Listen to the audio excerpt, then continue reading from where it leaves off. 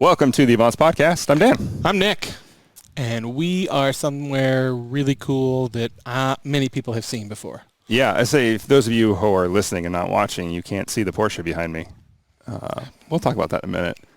It's a very pretty place to be. It doesn't talk much, but it says a lot to me. It does. It does say a lot to me. Well said. Yeah. So we are coming from Griot's Garage. Or Griot's Motors. Or Griot's Motors. I did it first. I was going to say, I was like, I'm the one that prepped it, and I was like, I know. We know We were joking about who was going to screw it up first. It's me. I think that kind of screwed you over on that we one. Are at Griot's Motors in a garage. We are at Griot's Motors in the Griot's Motors garage. How's that? That works. Okay. Yes. Interviewing a wonderful good friend of ours who's the third leg of the Griot's family. Terrible way to put it. Nope, but we're going with it. We're going with it. So they're going to love that. Phillip Griot. But first, we have kind of an interesting tip. Yeah, so our Carter Automotive Group tip of the week, as always. But we thought we would incorporate our friends at Griot. Sure. They have a new... I don't know where that idea came from. Yeah. Yeah, exactly. No inspiration around us at all. Nope. So a lot of you were cleaning with Griot's products. Of course, if you are part of the Avance team, you get a good discount on your Griot's products. And they have a new product out. It's a surface prep. Which is, I was looking at it, I'm thinking, that'd be great to not only use in your car, but like everywhere. Yeah. It's a cleaner. It's a degreaser as well. And basically, anytime you're going to do ceramic coating, wax, if you're going to really clean a car up, you're not just going to wash it. That's obviously step one, wash it, get a clean surface. But this is what you want to put down first. This preps the surface, as the name implies. Shocking. It took them a while to come up with that name. Yeah. You know that. It's like, what it's prepping the surface. What should we, or surface, yeah.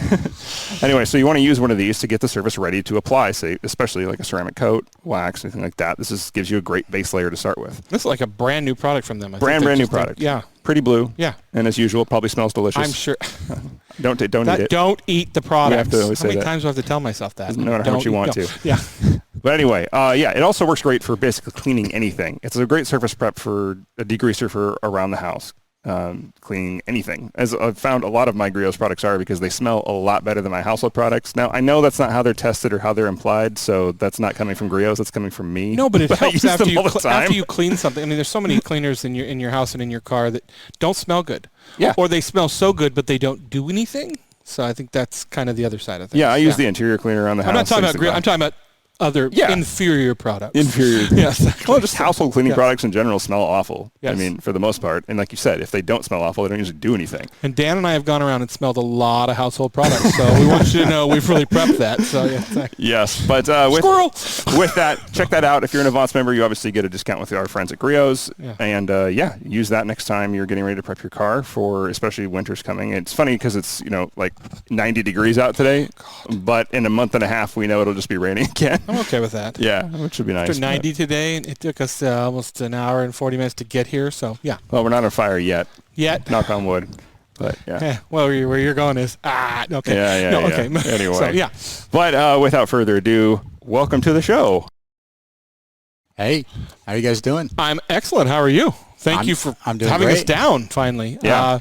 If you guys don't know, everybody pretty much knows Griot's Garage, but a lot of this is Griot's Motors is somewhat newer. I think Dan and I saw this place. It's got everything seems like it was like yesterday, but it was probably 2 years ago. It's been a fast 2 years. I feel like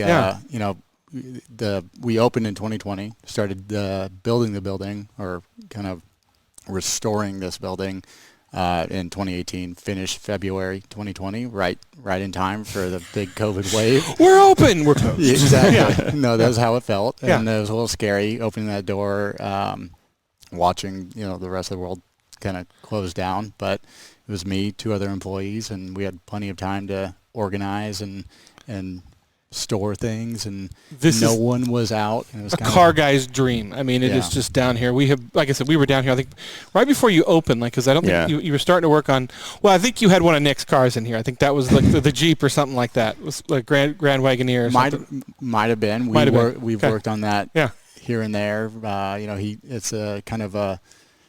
It's a project. It's a project. Yeah. He does as much as he wants at home, and then brings it to us when he reaches a wall that he can't get through. So for those of you that don't know, we're on the Griot's property. We're right directly. Are we south, or where are we at? Yeah, we are next door. Next door. We're next door. We're next door to the flagship store here in Tacoma. Yeah. If you blinked, you wouldn't know it was here, which is probably why they have it here. Yeah. But give a basic overview of what you guys do here. Yeah. So Griot's Motors is essentially like an umbrella company that has 4 core business models that we service clients with. It's the 2 main ones are restoration and sales and consignment. The more support services we do are detailing and storage. And what we, originally hoped to do, and I think we are doing well, is kind of provide a one-stop shop for every, insane enthusiast's needs. If they need to store a car, hide it from their significant other, or in my dad's case, themselves. They need to service or restore, a family car, a collector car, a show car. And then if they ever have any needs to buy, sell, upgrade, trade down, trade across, that's something that we have done for a really long time. And it's just something that, when I started working in the back of Griot's garage in Griot's Motors, the collection, which is what it was called and why we brought the name out, brought it down here. That's what we were doing. We were restoring Richard's personal cars. We were buying, selling cars, kind of traveling around the U.S. and showing up at events and having a good time. And I wanted to see if that would be a model that we can use to serve clients outside of Richard. So I mean, we've been blessed with having the what I would always called the back room tour at the flagship store, and I always noticed how his collection moved closer and closer to the lifts, and you were getting less and less space.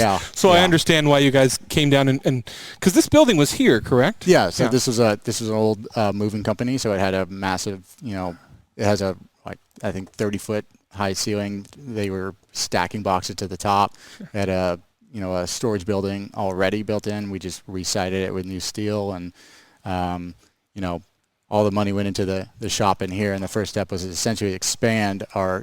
We were because we were in the back of Griot's garage in the middle of the collection. We were painting cars, and Richard would come out and be like, what the hell are you guys doing? There's overspray everywhere. And we were doing our best. We made a homemade exhaust fan. And good thing we have some products for that. We can get that off. No. Dad, if you made a product like, I don't know, a fan or something or a booth. We were detailing cars like every week. Sure. And so, we essentially got the boot and needed to find a place where we could permit a paint booth. Continue to paint. He booted you out of the store while detailing his cars. This is, a circular argument. Exactly. Yeah, okay. Yeah. Hey, restore that, paint that. Yeah, don't do it here. Yeah. So we were homeless, and we looked around, and this place was a natural fit. It was it literally right as we were looking, a couple other properties fell through, and this came up on the market like right when we were doing the little Mopey Joe, yeah. You're like, well, how convenient. Yeah, exactly. So I'll just kick this rock down the hill. Oh, it hit a building. Hey, wait a minute. Yeah, and it was a disgusting building. I mean, it was like, sunflower yellow. Had blackberry bushes growing through everything. Had some wood, sheds hanging off it like little, skin tags, and we just came and shaved it all off. You paint a vivid picture. Yeah, Jesus. I'm sorry if anyone is eating. We're good. Yeah, skin tags on buildings in case you didn't catch that the first time. I could have said a tick. Oh, absolutely. No, skin tag works 10 times better. I apologize. No. It was gross. Yeah, it was gross. Yeah. Speaking of family stuff, I'm switching it just to you on the camera and expanding a little bit. So behind you, this is your grandfather's truck, right? Yeah. So we occasionally do a little family project for my grandpa. We just sent him a FJ47 that he drives around, and we had to custom fabricate almost a full stair set up into the car because he's just about to hit 90 years old and he needs to be able to get in his car. Bunch of custom handrails so he can get in, but it's a manual. He drives it around. He puts his farm dog in, drives it around, and what we took back was his little Scout, and we're trying to rebuild it for him. And he's in Illinois? No, he's in Orcas. Orcas. Yeah, Oh, I'm sorry. Orcas Okay. Island. Yeah, he's up. He's not too far away. Okay. We just got back from the 4th of July family gathering, and Nice. I love Orcas Island. It's one of my favorite places. That and Lopez. So. Yeah, I just saw the plate said Illinois there, so that's what threw me off there. Yeah, and period correct, 1935. Yeah. So it was previously restored by another shop, and we've just gone through. He parks it down where he sells a lot of his eggs and produce and everything like that, and it's a fixture of the farm, and hasn't been running very well. So we're just going to go through it and give him the old about family time treatment. you guys stepped up and did something for your grandfather. Exactly. Jeez, yeah. Yeah, it's kind of a shame. Yeah, it's a 35 international though. Yeah. That's funny. We just talked to some international scout restorers last week. Yeah, and I listened to that podcast in preparation. That guy's awesome. Does some great work. Yeah. I mean, we are surrounded by Triumphs. We've got GT3 RS. We've got a 328. We've got a Porsche. What is this? Wait, is that a 2 or a 3? 3. 2 or 3? That's a 2. That's a 2. I was going to say. How dare I? It's a 2. Datsuns. I mean, Land Rovers, Jeeps. There's really not much you won't touch here. And I mean, as far as, like you said, you consult your clients first when helping them buy these things, and then you kind of help them restore them as well. Yeah. Okay. Yeah, and we've seen, it's kind of funny, I would say when we were, I think it's where trends are going, to be honest, but the majority of the cars that we've been working on in the last 2 years are in some form of modified car, resto mod, something that has had. And it's funny, the last podcast you did, his business is kind of modding, talked scouts, but he also talked about Porsches and Range Rovers and everything, and that's kind of what we're seeing a lot of right now. And is it a long-term trend, short-term trend? I don't know, but most of the cars are swapped. I mean, every car outside of the TR6 is, looking around, and of course the Porsche and the Ferraris are all swapped. The International has a 240D. No, I was going to ask about that because they had terrible motors. Yeah, no, so it's swapped as well, and it's something that we have a lot of fun doing.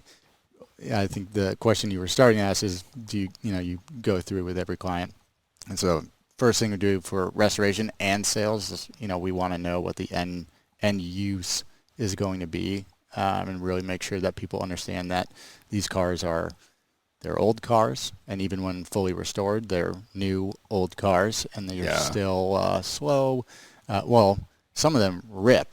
The 240Z is incredibly light, incredibly quick, but it's not like the GT2 RS where you're kind of, you're scaring yourself every time you take it out. And, and that's kind of part of the joy of that car. You run out of talent, every so often. I run out of talent standing next to that GT2. Yeah, I was going to say. So we're clear. I get ejected. Yeah. If by talent you mean fit, I don't fit in those very well. No. And, So obviously, growing up in the Griot family, automotive things were part of it. But I mean, were you always kind of an automotive lover and restorer? I had no choice. You had no choice. Okay, fair enough. So it's kind of like osmosis. You're born, you're going to do this. When I explain it to people, it's kind of like osmosis. I always try and figure out like what was the one moment that I remember that cars were, kind of turned that light on for me, and it was they were always there. I was always at car shows. I was always at historic races, walking around paddocks, smelling race fuel, smelling raw fuel, sitting in the back of my grandma's '89 now I'm blanking. Grand Wagoneer, where it's just just like rolling around with my brothers, smacking skulls together. But it's all small. Explains so much about your brother. Yeah, it does. He got hit harder than I did. Tuck and roll. Yeah. So there's a lot of it, and we just grew up in that. And for me, it's kind of those memories are what my childhood is all about. It's really, I look at my dad, and he's kind of like Griswold. He all the trips were they could have been much easier, but we drove around all the national parks in the U.S. in a 1972 Suburban, and it was blistering hot, and he had just finished restoring it, so we had 18 gallons of spare radiator fluid on the top of the car just in case. And halfway out of Tacoma, we had to pull over on the side of the road and have Louis from J&L Fabrication come, and this was what I think close to 18 years ago, come over while we were pulled over on the side of the road and diagnose something. And my dad was like, we're off, we're going Montana, here we come. And so it was just fun. It was it was always an experience, and those cars are still that experience for me. You get into a car and it's quirky. It's not perfect in any way, and I think that's what's fun about them. Especially growing up with your father, and again, we've had the opportunity to see the collection and your some of the cars Nick and you have, and it's like there's no genre. Like some people are like, I collect these type of cars. You walk into some of those and you're like, all of this, anything. It's really cool. And that's a spectrum. You know, Nick is on one side of the spectrum and I'm on the other. That's good. Yeah, I've heard that people say that about me sometimes. It's a different spectrum. Different. No, he's I would say Nick is probably the more wild of the three. He likes really heavily modified cars, Americana, which I love and appreciate. But I'm over on the more European side.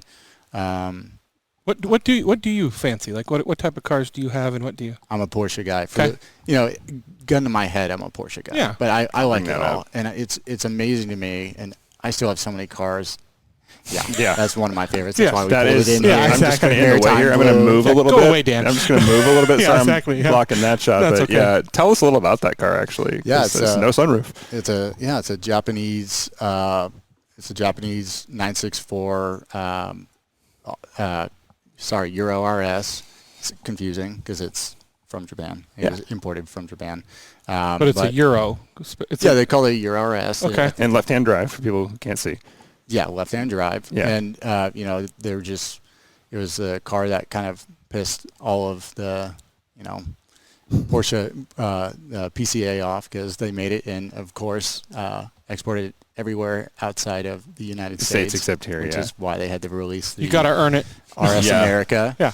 But, it just has, I think, roughly 3 to 350 pounds stripped from it, lightweight flywheel, lowered, I think, like 35 millimeters. It's perfect. Aluminum hood and rear bonnet and thinner glass, like thinner carpets, no AC, no radio, no sunroof. They're just, I think it's the super most stripped down driver's car. And that's back when they did go and from there they always had the turbo, but that's my favorite aspect of that car is that they didn't go to power. They went and they stripped weight. Yeah. And that car is incredibly fun. Which you gain some power by stripping weight and the fact 100%. The car's going to be faster. Yeah, 100%. And braking power and everything like that. Well, everything's better distance, lightweight not power.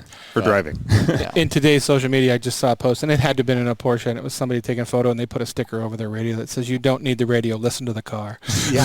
No, same thing. Agree. Yeah. I agree. And, in some instances, like when you're driving cross country, you might want a radio, but it's not what this car was designed to do. Sure. But now you just throw a Bluetooth speaker in the back. Yeah, exactly. That's what John does in his Z30. Yeah, that's He's true. got a biggie. That's a good transition point. John Zubrick works here now. Yeah. He's been our guest on our show. Hiding him in a closet. He's hiding where over he there. belongs. He's very quietly hiding in cave. his cave with his light off, but also very much a purist. So you guys know his E30 M3. He's been on our show before. How did that happen? I mean, it shows about you, but you've got a good crew already. We really respect John, so I'm really glad he's here. Yeah, no, we've done, I think, I want $5 for saying that. We respect you. No, where's my 20? I don't even know where he is. We've done really well to surround ourselves with really good talent and people that are actually interested and kind of fascinated with either motorsport or drag or cars in general. But they all have their own passions. And John, we just kind of bumped into each other. He was at we had Avance down here. Chrissy was down here, and we were hosting our Oktoberfest. I think I was the only person in leader hosting, which is a little embarrassing. And had I known, I would have been here with you. Don't you worry. The fact that he even talked to me was, but it was just kind of. I swear I work here. Sure you do. It was just kind of chance circumstance. He had just come back from Los Angeles. He had, he and Chloe were considering Chloe, his girlfriend. Yeah, you probably know her. Yeah, everybody knows Chloe. People know Chloe more than they know John. But exactly. Yeah, absolutely. Yeah. But they were kind of weighing whether or not they wanted to move down to California, and they had just returned from a trip down there for I think a month or something. Yeah, we just happened to bump into each other. I was talking about how I needed a sales manager, and he was talking about how he had sales manager experience. Experience in sales. So we talked for probably a couple weeks, brought him in, shook hands, and off we went. And it's been awesome since. He's a character, and we love having him here. Way to put it. Yeah. It's a nice way to put it. He's a good one, though. He's a very good fit for here, and people like that is what sets Griot's apart in general. Is you have a really good staff. We get along with all your staff. They obviously don't do background checks, but no, we don't. Yeah. Did you? Okay, so with your skills working on cars, did you sort of acquire that from working on cars with your dad, or did you go out and bring in an education for that kind of thing? I would say my skill set is less on working on cars and more so like looking at the car as a whole. I think where I grew up detailing cars all the time, mainly taking them apart in my dad's garage, and then partially putting them back together. But I've been at since I can remember, almost every Pebble Beach, every Concorso Italiano, just looking at these cars, not grading them, but having Richard point out to me, what's wrong, what's right, seeing these cars kind of brand new and how they were supposed to be. And so that's my real skill set, is being able to kind of distinguish between, originality, everything like that. It came from working on these cars. Sure. And definitely seeing them broken apart, and definitely being in paddocks, being there and kind of touring around restoration shops and stuff like that. The real genius, the guys who are working here that are putting these back together, are people like Forrest, who's our foreman, who you two have probably met before, and everyone else that works underneath him. And they're incredibly talented, and we look at the end game, what it needs to be, and then we have extensive weekly meetings of where we're progressing for every car and organized parts, how it's supposed to be. I have literally bookshelves of just old magazines, literature and we spill over that stuff to make sure these cars are right, if that's the goal, But yeah, your OCD is amazing. It's insane. I'm literally looking at a tool chest here that is parts for a car but everything's labeled. Yeah. And I appreciate that. Well, that answers that. It's a Mark II. Yeah. Yeah. I was about to ask, and then I'm like, yep, it's Mark II. The goal is, and it's been one of our the shop assistants, Corey, who is also OCD, and he's a veteran and kind of is very orderly and was kind of the best person to place for everything and everything in its place. Exactly. Yeah, absolutely. He's kind of the best person to put on that. Yeah. And the goal was to kind of reverse engineer or build your own Lego kit as you disassemble these things. So sure. When Forrest and I sat down and kind of looked at the restoration process and what was taking so long in a lot of these processes is every time you send a part or a car to a subcontractor, you're essentially you're on their, timetable now, and you lose control over that timetable. You lose control over that level of quality. And so the first goal was to try and control as much of those inputs as we could in the car, which is why we have paint and everything. The only thing we don't do here is engine upholstery. And that is a goal to do in time. But what you're seeing is like a little Lego kit, and they go in there dirty, and then we send them all out and put them back in clean, and they're organized by component, by part of the car. And so when Jason or Mike or any of our mechanics are going to reassembly, we're not looking for a lost washer or a lost bolt or something. We know where it is. They run away quickly. Yeah, they do. They do. Absolutely. And previously, we had those all up on racks all over the place, and the goal was to have this place just have the floor clear and have a bunch of different types of storage. So we have short-term, medium-term, and long-term storage. We can keep parts away from away from the car is uncluttered and have a purpose for storage for everything. And it's helped a ton. We've cut a lot of time out of our, the restoration of any of our cars. I think we did a full 300 TD in, I think, like 13 months. And it was 13 months because we were ordering square weave carpet from Germany in the middle of COVID, and they weren't making it. And so we waited, I think, 3 to 4 months for carpet to finish the upholstery on that. So. Yeah, I was looking around the shop. We talked about it briefly in the beginning of the show, but I mean, you have fabrication over there. I see quite a bit of equipment for fabrication. You guys do, I'm seeing engines torn down in places to a point. What services do you offer? And actually, let me rephrase that. When you do a restore, like I'm looking at this Mark II, for example, that's torn down to the front rails. Right. What order of operations do you go in? How do you even decide that when looking at a project? Like, what's the proper order of operations for? Is it tear down and then like what? How do you guys go through the process? The general process is the same for each car. It changes. The amount of steps you take to do something is determined by the philosophy of the project. When we sit down initially with a client, we want to know, okay, are you adding power?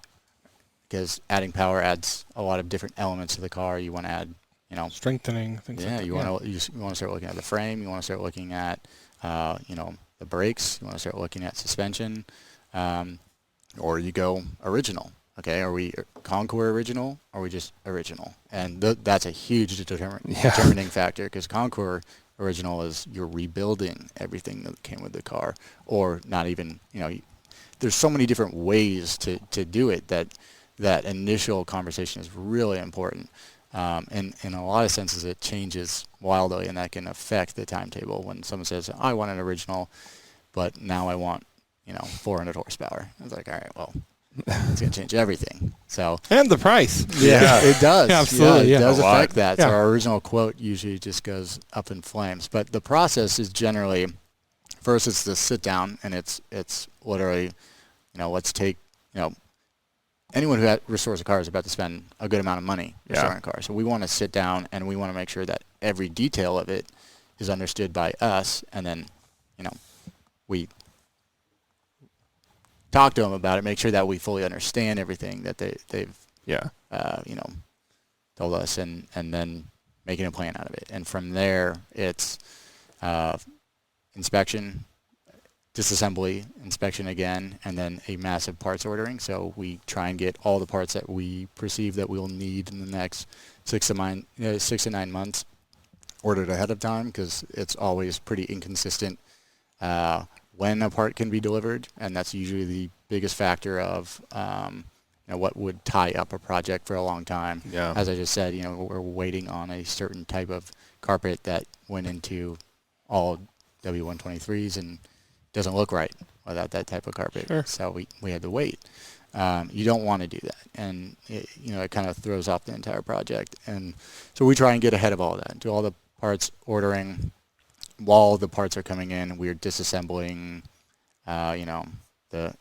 if we're taking it all the way down, and what you see there is just the body with all the suspension components removed, and that's being prepped for paint. If you see the underside of it, it has. We put a modern undercoating in it. That's being prepped for paint? Looks like it's already been painted. No. Okay. Yeah. Well, the underside has been painted. Yes. So we did the undercoating. Okay. The firewall has is essentially a measure to protect against rust, because it's in bare metal otherwise. You could eat off of it, just so we're clear. I've torn a lot of MK2s down over the years, and they've never looked that good, even when they were new. Yeah, it's a pretty clean car to start with. The guy he wants to take it to SEMA, so this thing has a R32 motor swap going into it. It revs out to about 9,000 RPM and has, I think, 325 horsepower, which is going to just be a little screamer. This thing weighs like 2,000 pounds. Yeah. Well, and I mean, it's unique, and you don't see a lot of those sitting in shops, because there's very few people who are like, I have this Mark II that I want to tear down and spend a small fortune where I could buy 3 brand new ones for it. But, but obviously with the plan, going to SEMA and doing a motor swap, cool. Yeah, that's amazing. Yeah. And so, those kind of projects are fun for us. We that's an enjoyable thing. The guy had it, and that was his first car in high school. Not that very car, but identical. And he wants to rebuild one and own it. I will so much never cooler do than that with a buying new. 1979 Ford Granada. I'll tell you that right now. So, I had an 84 Scirocco. Yeah. And That's a good car to And, well, I was young and dumb, and I wrecked it. I ran into somebody because I was like 16 and stupid. Yeah. And I still miss that car all the time. Yeah. It more as I've gotten older. Not because it was such an amazing car. It's just I just still think they're cool. It's never not been cool to me. Even when they had that dip and, like, you know, when they got old, they came back up real quick for me. And I was like, I still want that car back. My 944 I don't actually miss as much. My turbo, but not my stock 944. Anyway, I just sold my 944S too, which I think is a good car. But it's a great car. It's just I just wanted more speed out of it. Oh yeah. So let's talk about that, because I know you've done that with consulting. So somebody can come to you and go, "Hey, I'm looking. I know I want this car. I drove it in high school, whatever." And that is a service you guys provide, right? To help them kind of find a car. Yeah. And then evaluate the car. Like, we won't go into what the car was, but you know, you had a customer that bought a car at an auction, and there was a lot of hidden issues that, had you been there for a consult, may have helped. And I've done a couple talks. I've done a talk with PCA, and I actually had your Avance crew down here to do another talk. And unfortunately, it's a factor of it was really a factor of the last 2 years, and how much, you know, kind of digital auction houses have become popular. Oh, sitting at home. Popular. Yeah, sitting at home going, it looks good on the photos. That right now. Yeah. But, you know, and that's not to, you know, diminish these websites or anything like that. They're very good. They're a very good tool, but, you know, it becomes harder for people to determine. Don't drink and bid, people. No, don't drink and bid. Do not do it. If you might end up with the GTR. Yeah. Yeah, exactly, Dan. Just hypothetically. Hypothetically, of course. Yeah, no, it's you should see our group chats between Richard and I. It's I did a thing. Yeah, a lot of it. Did a lot of things. Yeah. I need a car shipped out of Kentucky. Do you? Well, we don't own a car in Kentucky. Isn't there a lot of bourbon in Kentucky? Yeah, that's so strange. Yeah. Fill the trunk and send it up. Yeah. Sure. Yeah. So, but you know, a lot of cars that, you know, people buy and do send to us need maybe not to be restored, but maybe looked through and made honest again. And sometimes, you know, there's a lot of things that have been concealed. You know, we've had people that have paid, you know, like top dollar hammer price for what they were told was a great car, and then we go back and we review the auction, because you can, and there's photos that have been doctored and edited, or angles that have been used to conceal, or, you know, if you park it really far away and take a photo of it, it looks good. Yeah, the 10-foot pole, Exactly. you know, Concours edition, and then it has, you know, rust not just surface rust. You know, like you see it everywhere, and unfortunately, that can be heartbreaking for people that want to get into the hobby. Well, but it's tough, even if you're at an auction like Barrett Jackson or something like that, or down in Monterey. Yeah.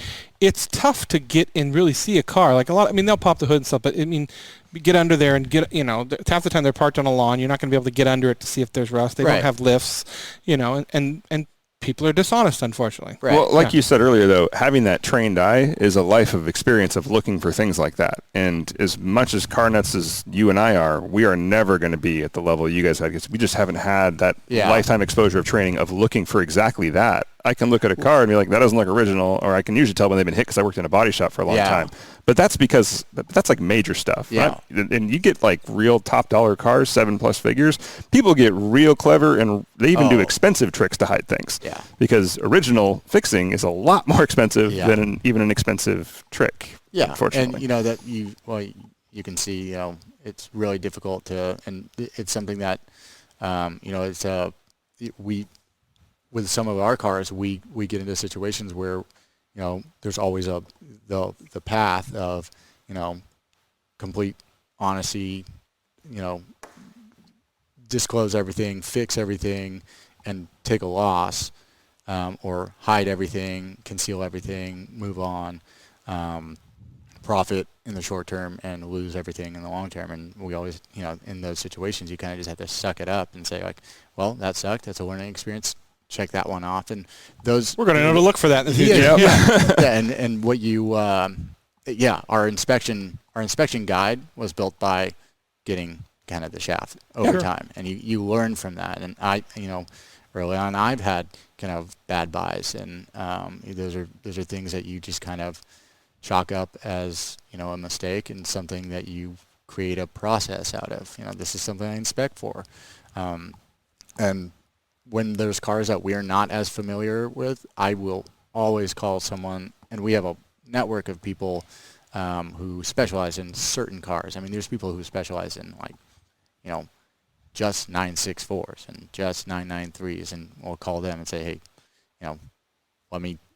can you give me the scoop on this car? What should I be looking for? Have you seen this car? Have you sold this car before? And in a lot of cases, that's how you get the information. They'll say, hey, that car's been, wrecked before, or, it was never shown on a Carfax, and Carfax is suspect. To start with. And you can't trust the fox on Carfax. That's just he's a wily fox. Guy. Yes, okay. Anyways, I think I went off on a pretty big tangent. That's a good one. but the reality is that it is difficult to find those things, and what I generally, if I can give anyone a tip that is listening, that might be going to Bear Jackson or might be going down to Monterey Car Week, where you're going to be inundated with inventory and cars that are all exciting and fun, is, there's things that you can look at. But what I always try and bring is a flashlight. I try and do all my reading up front, and I try and identify, let's just start at stage one. Yes. And then I do all my reading up front. I identify the cars that I'm interested in before, and I kind of compile like a little notebook of the cars, and then I try and go do research. I'll call the auction houses. I'll see what kind of documentation they have up front. That's why they're there. They want you kind of ready to bid when you come in, so they'll provide you any kind of documentation, any photography of accessories that come with the car, that should come with the car. You can research what should come with the car when you go into it, because it is important, especially if you go get like a 550 Maranello that doesn't come with a red key. Yep. You can't reset the fob. That's an expensive luggage or tools or exactly. Yeah. Don't buy your McLaren F1 without the matching Facom tool set. Yeah, I've learned that from Griot's. Yeah, and your POS HP computer or whatever, so you can tune it. Yeah, no, and these are, and that, that's like a first step, and that can illuminate. That alone can give you enough to know whether a car has really been taken care of. If they send back like a file and it's just the certificate of registration and the title, I'm probably has 7 miles on it. It's a 1942. I've seen cars like that that have been like newly restored. I'm looking around it. I'm like, this looks a little fishy here. So we walk over to the booth and. Hey, can I have the information on car 37? They're like, here you go. It's like a tiny little manila folder. Like, all right. I don't know if I want. Never mind. And that might not be enough for some people, but generally, a well-maintained car has a good, especially for an old car, has a good record of maintenance. And binders. You're going to get binders. Yeah. You're going to get photos. You're going to get. Yeah. It's been enjoyed. Someone has slaved over that car and loved that car, and that doesn't mean like. It needs to be perfect. I mean, people deal their cars all the time. It just has to have a reason, and that's what I want to know when there is something arise. Is there a reason for it? And that's what the maintenance folder can tell you. And then we go into the paint metering, everything like that, and the only thing that's going to tell you is whether there's been a collision. Is there a consistent readout throughout? Even if a car's been repainted well, that's not really gonna unless the client is saying like I want original paint. It's really hard to find a car with original paint. Somebody's bumped a wall or somebody. Yeah. I mean, it happens. Yeah, like you said, even if it has, even with especially really old, really limited number or low production cars, like even if they have been hit, it's more about did you disclose it well? Did you show what happened? Right. Is the story there? Because that may not ruin the value for anybody at all, especially if the car's 60 years old. Stuff happens. Yeah. Superbird's probably still worth it if it's been restored right. Well, like you said, I mean, the people put a lot of trust in the things they think are honest. I mean, Carfax is not a bad thing. But you're absolutely right. I can go out, I can crash my Subaru, I can go back to my house, and I can fix it. Buy parts off the internet, and nobody knows it was crashed. It's not really going to tell you everything. Yeah. And in some cases, we've had problems with Carfax as well, where I don't know if like a guy put up the wrong keystroke in, but it had we sold a 240D, had I think 32,000 original miles. We had documentation leading up to 32,000 miles. Richard never really drove it, so it came in. We put like 150 miles on it, serviced it, but it had records up to 32,000 miles, and the Carfax read 62,000 miles or something like that. And so we kept trying to contact them, and we never got a single response to this thing. It did fine. Yeah. Because it was a perfect car. There's no way it was, we had factory paint on the underside, paint markings all over the suspension. It was the most pristine, W123 you'll ever see, which I get geeked out about. They're the slowest cars in the world, but they're cool though. It's so cool. Speed isn't everything. You can drive a slow car fast. It's fun. Yeah. It's a road tractor. It's just the coolest. It's the coolest I like car. that tractor. Yeah. Yeah. So I mean, being a Porsche guy, what's the car that you'd like to have, or what do you have? Yeah, what's your Halo car? Yeah, what's the Halo car? That's a tough one, and I like that you pinned it down to Porsche, because if you had asked me what car do you want now, I would say, well, I want a Porsche. Well, right now, I mean, I can't. I just sold, mine. I had a 993 Targa and a 944 S2, and then I had a son. And I can't really, enjoy these. Everybody things knows anymore. You can have one of those. So I'm searching. I'm about to restore my own Range Rover Classic. But, cool. But in terms of what Porsche would I have? That the Your RS is a great car. I think the only car I'd probably, it's a huge reach, would be a CGT or a GT2. And 993. Sure. So, very cool. The CGT, I love that car. There's just it's so an much awesome about car. it. It's just so cool. Obviously, you really have to be. You talk about a car wanting to kill you, but that's No, and they're just insane, and they're just such a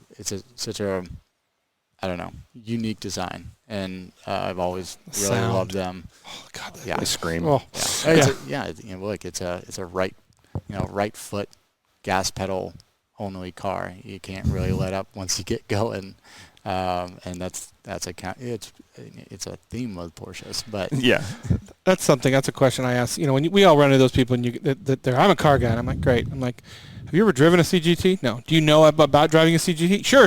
It's easy. I was like, nope, you don't know anything about it. Like, even I know who somebody hasn't driven it. Trying to get it off the line is the hardest part of driving that car. Yeah. So, yeah. I mean, I don't know. I say that, and then I'd go right back to a 73 RS just because they're so simple.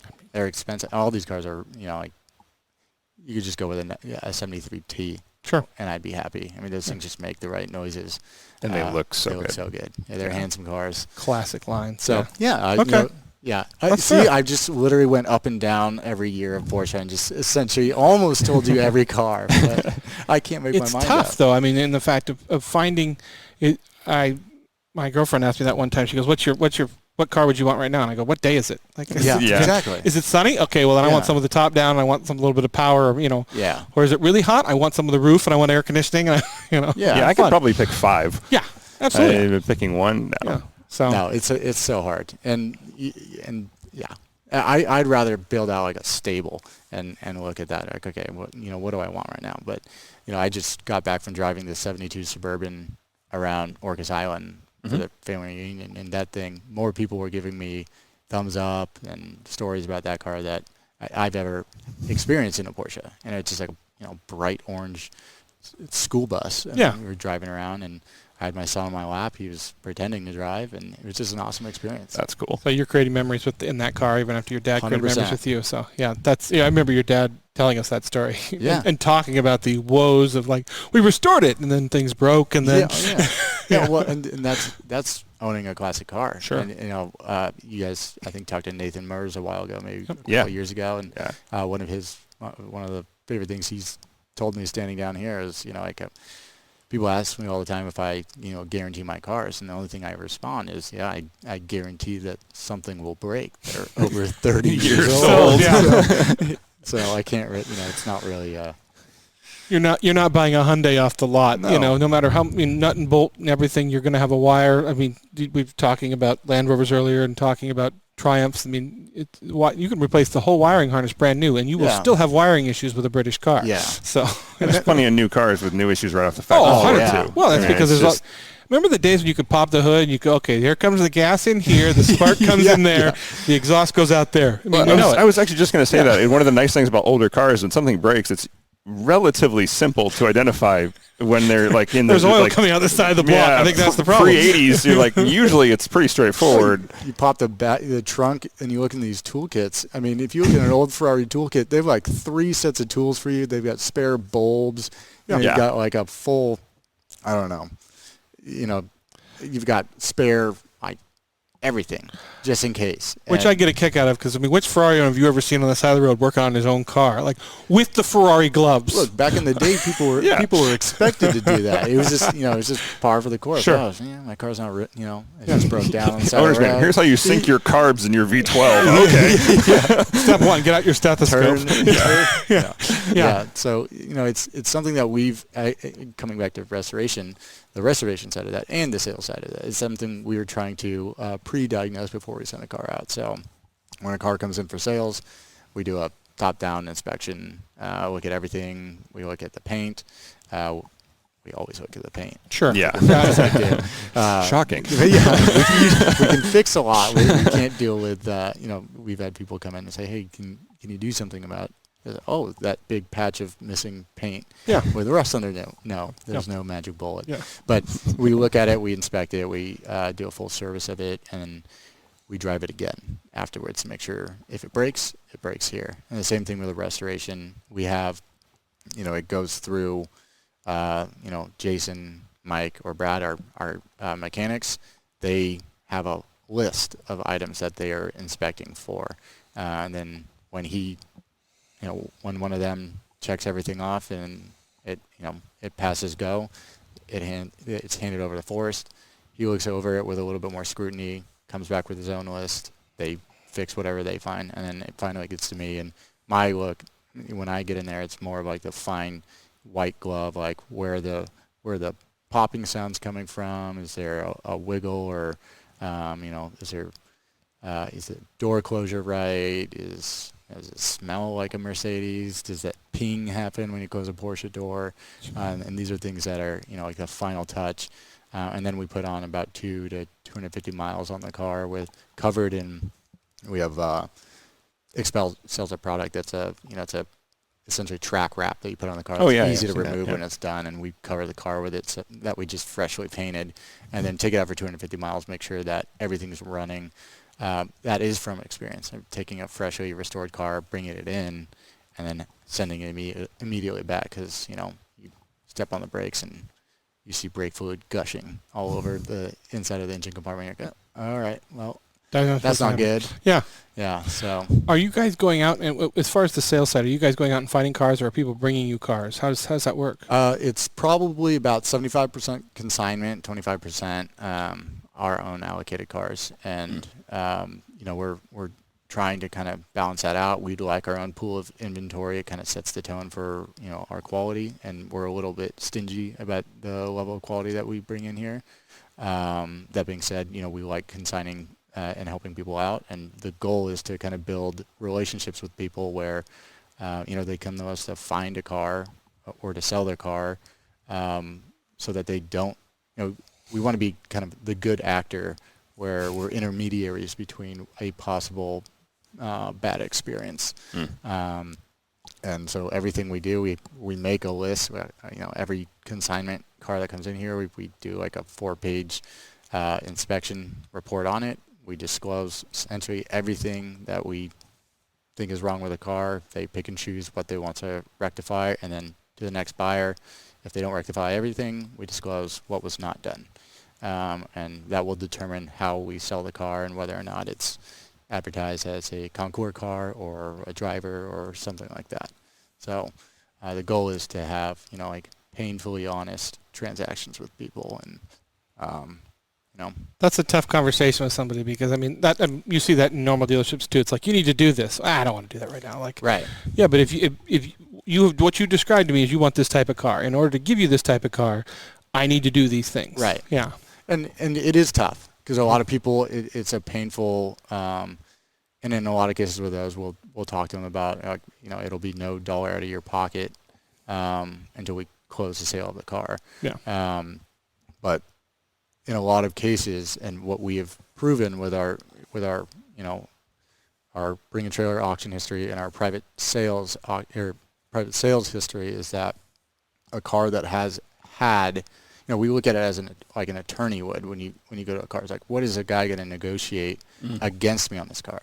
Sure. Well, you want to assume that this person has experience, or the second you put on Bring a Trailer or P-Car Market or anything like that, you're putting it in front of a pack of hyenas, and they're going to attack you. John Zubrick got attacked for not flipping the throttle on a downshift the other day. So they see everything. And you got to be careful. And we've been on him about that crap for years. Totally. I mean, beat him with a wet noodle. I mean, he needs to know better. So Richard texted him and was pelting. He's like a stalker of all our Bring a Trailer listings. He's like, what was that downshift? Yeah, what's wrong with you? He wasn't the guy who commented it. No, but I mean, but he did. He can take a chance. He did let John know. Yeah. It was the goal, and it's hard to kind of explain to people that that's going to get you literally the most money. And every time we've invested in dry ice blasting, which has been huge return on. I think this is the first place I ever saw that.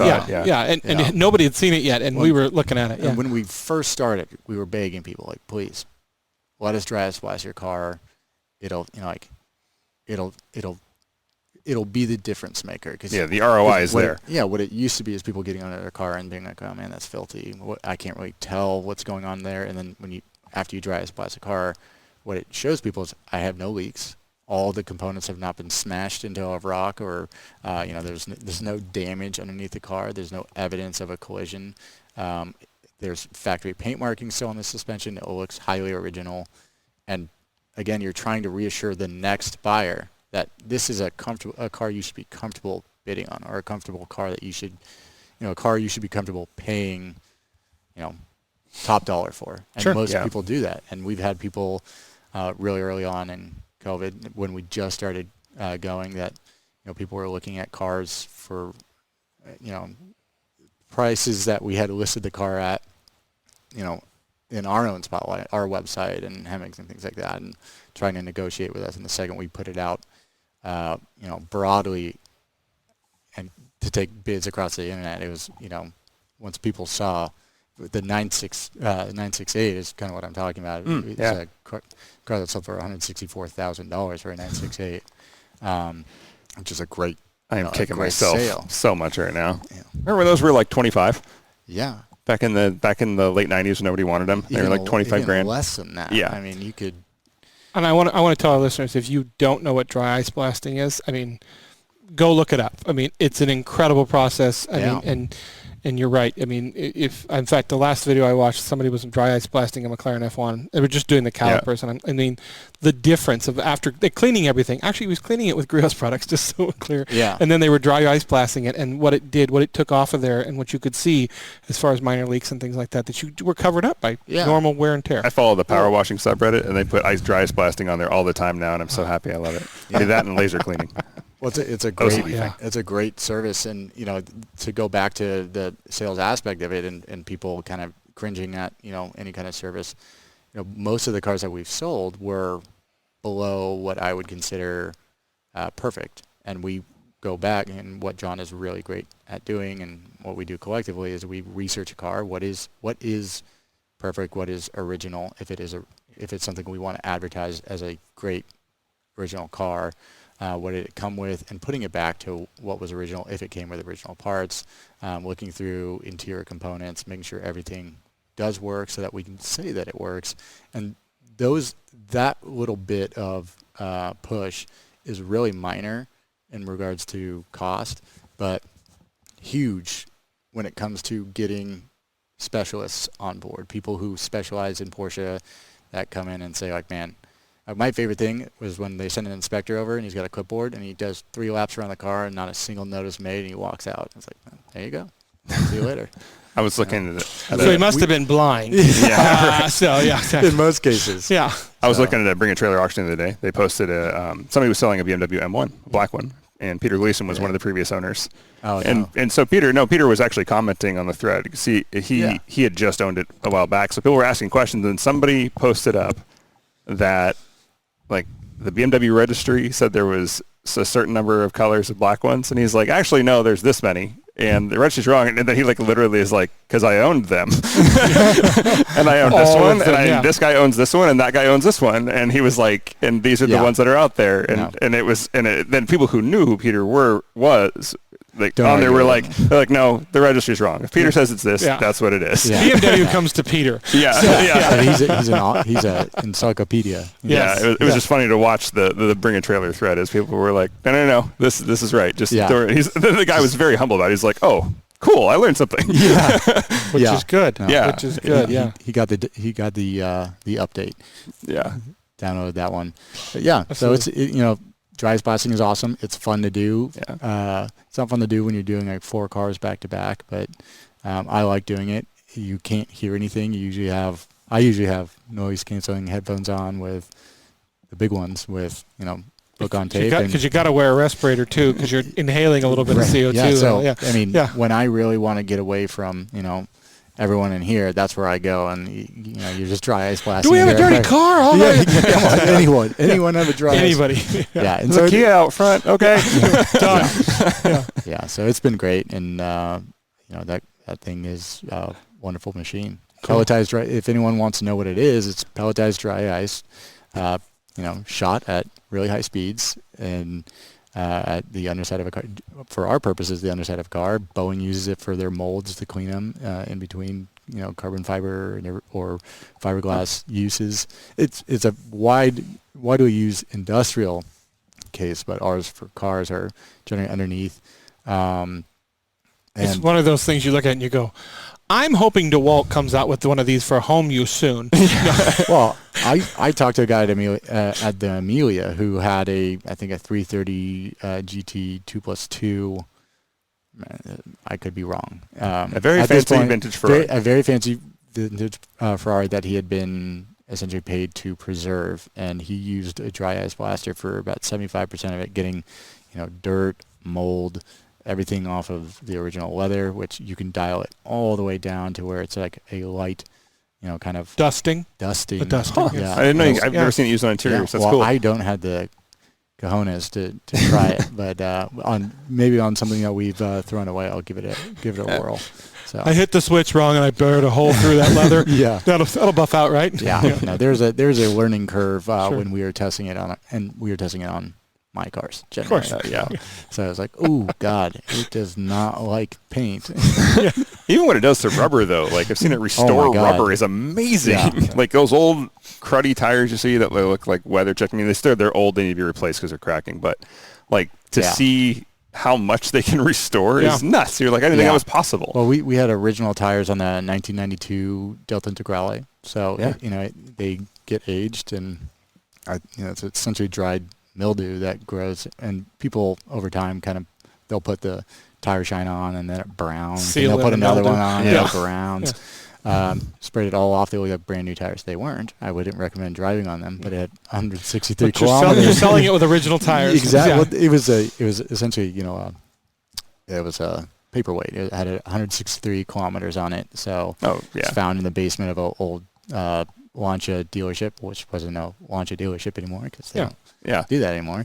But how something like that get lost in the back of a dealership? No, I had to think that the guy who owned the dealership put it down there. That was his retirement plan. Yeah, and I think he maybe just passed away or something. But it was stolen. Yeah, no, it was down there. It's got the the World Championship.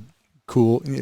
The photos we got, we were dealing with Max Girardo over in the UK, and we were trying to buy a car from him, and we just didn't get any response. And then he said, "I'm so sorry. I missed you, but I found this other car. I wonder if you like it." And we're like, "Oh, we'll send it through." Sure, and we'll look at it. Really pissed that we missed out on the chance he sends it through. It's like, "Oh, that's pretty cool." Yeah, 163 kilometers. Okay, fine. In a basement somewhere. So he dug it out for us and we imported it. I was gonna say the only thing I had to do is get it out of the building, but yeah. So that's amazing. What's been your favorite project so far that you guys have done? or a few favorites that you can talk about? Anything he works on for Nick. I mean, I think he lives to work for his bigger brother. I think the favorite project for me is probably the earlier car. You saw the detail wagon. That's not really one that we've done in this shop, but that kind of style. The BMW. Yeah, I love that the car. Mark II So will cool. probably end up being one of my favorite projects once it's done, just because it's just such an awesome and fun build, and the client. The SEMA build, that's pretty cool. Yeah, it's cool, and just the way it came together, and it was really, we've done a bunch of these custom builds before, and this is really probably all of our accumulated knowledge in putting together a custom car that drives well. And it's really, I'm not going to say that it's easy to build a custom car. It's not. But it's hard to build a car or resto mod a car and then have it work really well together. I mean, that's what when you take an original car and you start ripping out components that worked well when they were brand new, and you start putting in new ones, it's really hard to tie it all together and have it, kind of serve the same purpose or match the purpose that the original owner, the current owner, wants it to serve for him. Sure. And I think this one is just going to be a little Spitfire, and I'm excited to get it out of paint, reassemble it, and hear it start up for the first time. So yeah, I'm just, like I said, growing up with those, I'm really looking forward to seeing the end result. That's going to be me really as cool. well. Yeah. Other projects that have come through the shop, and this one required help, was the 1975 312T Nicky Lauda's car, which was just an amazing car. Very cool. It's gone now, but pretty cool.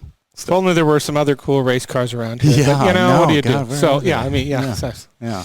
Even a couple of McLarens, if you every Right, once in a while. Yeah, So, yeah. The MP47 is asleep right now. We can wake her up. With that. Oh look, there's a light beam coming down behind me. The like sunshine is coming in on our camera. Yeah. Hi, everybody. Yeah. Sorry about that. Anyway. Nice. So if people want to get a hold of Griot's Motors and they want to do a restoration of their own, if there are plenty of people in Avance and listeners who definitely would meet the bar for a car here, how do they get a hold of you? They can go to griotsmotors.com, GRIOTS motors.com, and we have all of our contact information there. That's probably the best. I don't want to send them to the wrong email or anything like that, but I would reach out through there. Our Kiri, who operates our front desk, is very responsive, and she'll get back to you and make sure that the right person has everything you need. But yeah, we're open for business, and we love working on people's cars. So If I know from time to time you do talks and things like that, but the Avance members, if you get a chance to come down here, like for a talk, like Phillip, don't pass it up. Yeah, it's a world-class facility. It's amazing. They don't like it when you do, but you can eat off the floor here. So yeah, I have eaten off the floor a few different times just to do it. Yeah, just because you can say you did. I think one of the first videos we posted was me eating a donut off the floor. That works. Now I'm hungry. I know. Yeah. I should have brought you donuts. I wasn't at home. I'm sorry. I gotta say, you guys are from Bellevue and Seattle, and I think we have better donuts down here.